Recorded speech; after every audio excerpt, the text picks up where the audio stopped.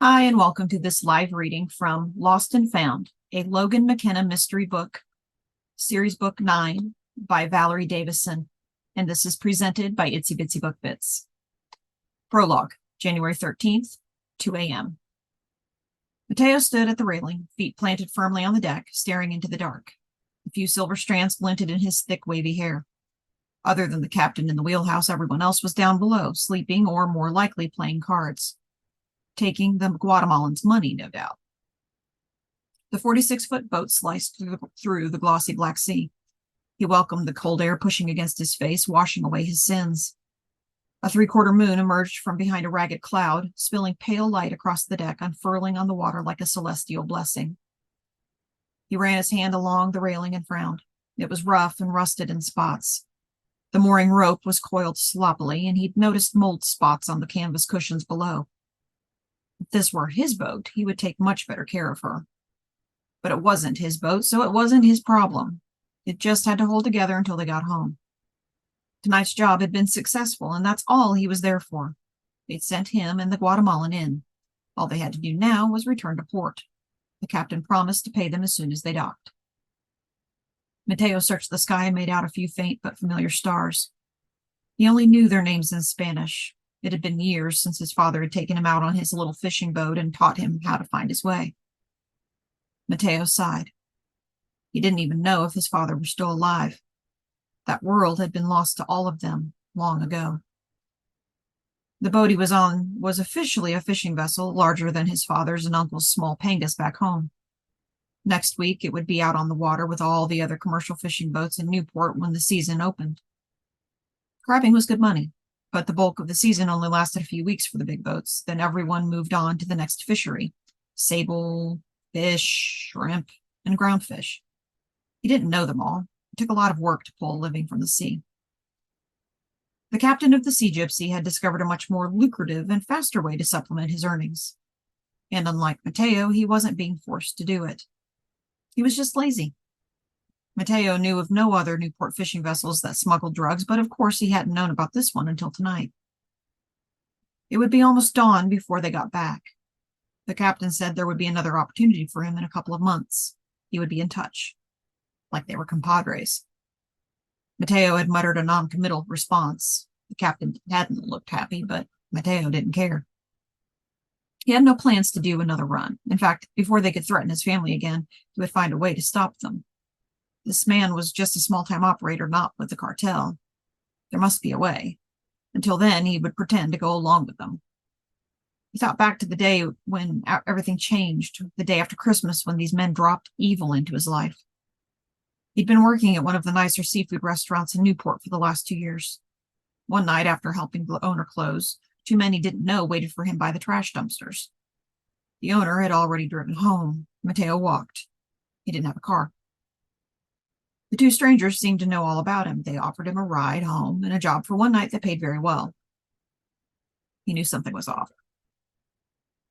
Before he could think of a way to refuse, they made sure he understood that if he didn't take the job, they knew where he lived and that he had a lovely wife and a pretty daughter. Not much of a choice.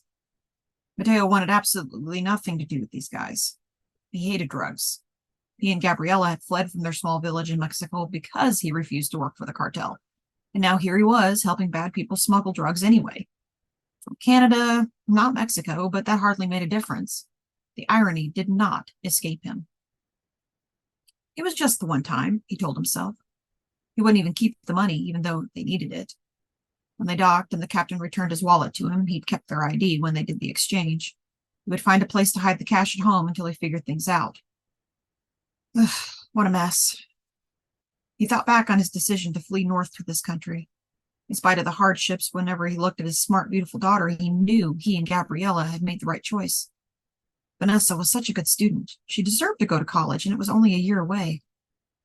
No, he didn't need dirty drug money. Their family had made it this far. They just needed to keep working. It would all work out. The thought made him feel somewhat better. His shoulders relaxed, and the night seemed gentler, more hopeful. Maybe he could work some extra shifts at the restaurant, buy something nice, maybe something beautiful for his Corazon, and get Vanessa that computer she needed for school. Deep in his thoughts, Mateo didn't hear the soft steps coming up behind him. Chapter 1. 1 week earlier, January 5th. Logan McKenna looked at the clock on her dashboard. Her pickup time at Fred Meyer's wasn't until 2 o'clock. Plenty of time to enjoy the drive from Depot Bay to Newport, every inch of which boasted breathtaking views of the Pacific Ocean. Though sometimes smooth as glass, more often the Pacific exhibited her wild child side, crashing up against the rocks, spray arching over the road, drenching cars and tourists alike. Other times, the whole tableau was more subdued, shore pines and cedars standing guard, cloaked in mist or caressed by soft, steady rain. Other than a few tourist shops and a gas station, Depot Bay was just a wide spot on the 101. Its claim to fame was having the world's smallest harbor, whale-watching tours, and charter fishing trips. Twice a year, the population tripled during whale-watching weeks when Depot Bay attracted tourists from Portland and all around the world to see migrating grays. What Depot Bay didn't have was a grocery store, hence the quick trip to Newport to get all the ingredients Ben needed for tonight's dinner. Their friends, Sam and Tim, were coming over, and she was looking forward to the visit. Logan often volunteered to make these food runs as long as Ben made a detailed list so she didn't get the wrong brand of Dijon mustard. Who knew there was more than one? 5:15 p.m. Crunching gravel announced the arrival of their guests. Logan turned down the music and went to get the door. It wasn't full-on dark yet, but the sun had set, so she flipped on the porch light for Sam. Sam definitely needed help to see where she was going. At 7.5 months pregnant, she hadn't seen her feet in months. Sam's 5-foot frame barely had room for her internal organs, let alone a baby, but the doctor said mother and child were both doing well. She was on schedule to deliver a bouncing baby girl on February 14th. Logan watched as her friend picked her way up the walk. As always, Ben was in charge of the kitchen. Logan was more of an assembler than a cook and had no problem letting Ben take the lead in all things culinary. Tonight's featured dish was tomahawk steaks. Currently, the huge slabs of meat were resting on the kitchen counter, reaching room temperature. Ben had never put a cold steak on a hot grill. He had told Logan why many times, but she had just nodded and smiled whenever Ben tried to give her cooking pointers. Sam came in and leaned in to give Logan a hug. Handing his host a bottle of wine, Tim did the same, but didn't look like he was in the best of moods. Understandable. A commercial fisherman, Tim would normally be out on his boat, but the opening of crab season had been delayed for over a month now. Crab was one of the most lucrative fisheries, so delays were not welcome. Avoiding that topic, Logan simply thanked him for the wine and took their coats while Ben pushed a beer into Tim's hand and a mineral water into Sam's, herding them into the living room by the fire. He and Logan had already started on a good bottle of sturdy Cabernet.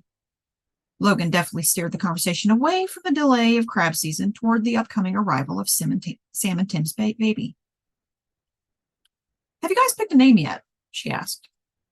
They both blurted out answers at the same time. "Miriam! Magnolia!" "Miriam was my mother's name," Tim said, crossing his arms. Sam insisted Magnolia was a better name. "Miriam sounds like someone's grandmother." Logan didn't point out the obvious that if Miriam were alive, she would be the child's grandmother. She knew when to keep her mouth shut. Before long, the aroma of seared meat and sea salt baked potatoes wafted out from the kitchen to beckon them to the table. Logan refreshed everyone's beverages, and by the time they were seated, Ben had dinner on the table and everyone dug in. After dinner, Tim, in a much better mood after his steak and a second beer, agreed with Logan that Ben had outdone himself. He toasted the chef with the bottle. "As soon as we can get out on the water," he promised, "we'll have you over to our place for as much crab as you can eat." "They better let them out soon," Sam added. "I want this daddy to meet his daughter when she arrives, not be out on the ocean in a cold crab boat."